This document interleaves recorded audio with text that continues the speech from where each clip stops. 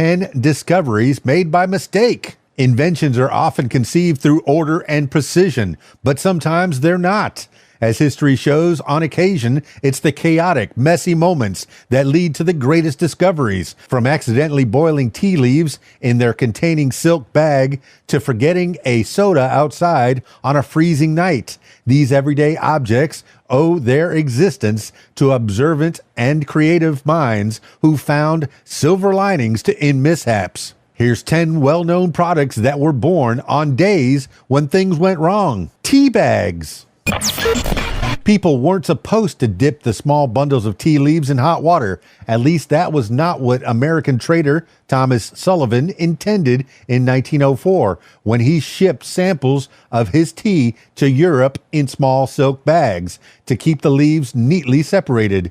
He hoped buyers would open the bags and pour hot water over the leaves using strainers, as was customary back then. However, many customers found that the silk bags were very practical for making tea easily. This observation led to the development of small bags for marketing tea. Gradually, the industry evolved from silk bags to more sustainable and cheaper options. It was 30 years later that the parchment paper dual-chamber bags were invented, leading to the tea bags we know today. Champagne. Though wine had been produced in the northern French region of Champagne since Roman times, the Champenois had a long-lasting problem: re-fermentation. In winter, cold temperatures would halt the fermentation process. Dormant yeast cells would reactivate with the warmth of spring, releasing carbon dioxide gas. The pressure sometimes incorporated bubbles into the drink, and at worst, caused the bottles to explode in the cellars. Dom Pierre Perignon, a monk in the 17th century, was tasked with finding a solution to re-fermentation. He experimented with grape varieties and processes for making wine, which led to the erroneous myth that he invented champagne. While he was indeed the creator of winemaking practices that are relevant today, champagne as we know it today was simply the evolution of that fizzy wine, which Champenois decided in the end wasn't such a bad idea. Brandy. 16th century Dutch traders are credited with the invention of brandy.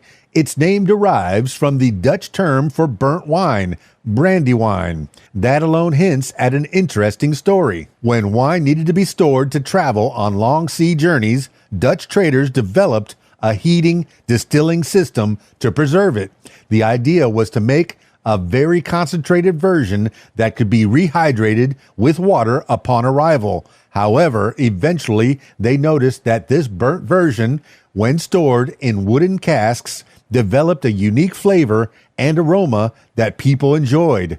This discovery led to different regions developing their own variations, giving rise to alternatives such as cognac and Armagnac. Popsicles. The creator of popsicles was an 11-year-old, according to the company. One day in 1905, he forgot a cup of soda with a stirring stick outside on a cold night. By the next morning, he realized that the drink had frozen, but the stick made it easy to handle. Curious, he gave the frozen soda a try, and he liked it. His name was Frank Epperson, and he initially called his invention Epsicles and sold them locally. It wasn't until he was an adult that he decided to patent the invention and commercialize it on a larger scale. Eventually, Epsicles were sold worldwide. The story goes that because Frank's children referred to them as Popsicles, the product was eventually rebranded as Popsicles. Saccharin.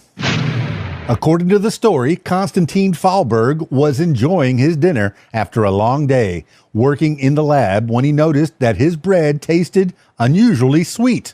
He traced this quality back to a compound he had been studying earlier. He was a chemist analyzing coal tar at Johns Hopkins University, and that day in 1879, he'd been handling a derivative called benzoic sulfamide. After this discovery, aided by his mentor, Ira Remsen, Fahlberg developed a synthesis of the substance he named saccharin, inspired by the Latin word for sugar, saccharon. The artificial sweetener soon became commercially available and was widely used during sugar shortages that occurred during World War I. Smoke detector.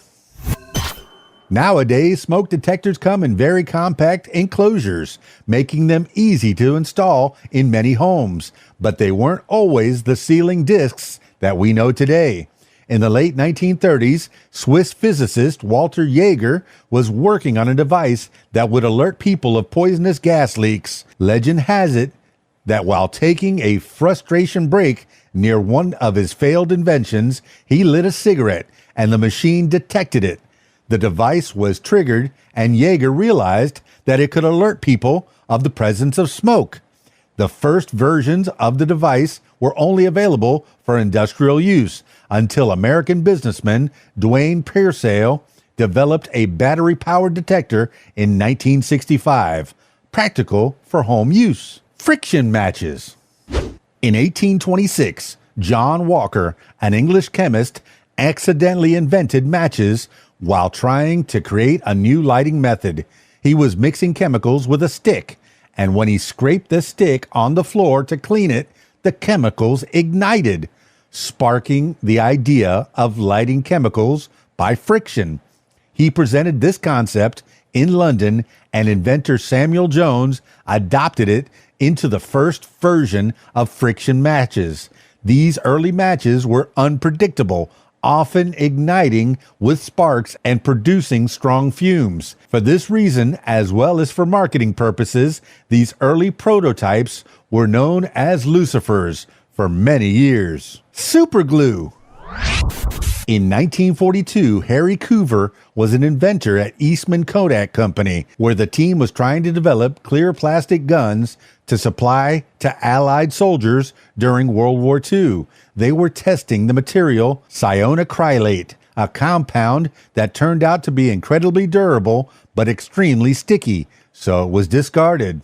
A decade later, while reviewing his notes, Coover remembered the cyanocrylate and returned to its investigation. He quickly realized that it was a powerful substance for holding things together without the need for pressure or heat. In the 1950s, the Eastman team marketed this product as Eastman 910, which was later renamed Superglue. Implantable pacemaker.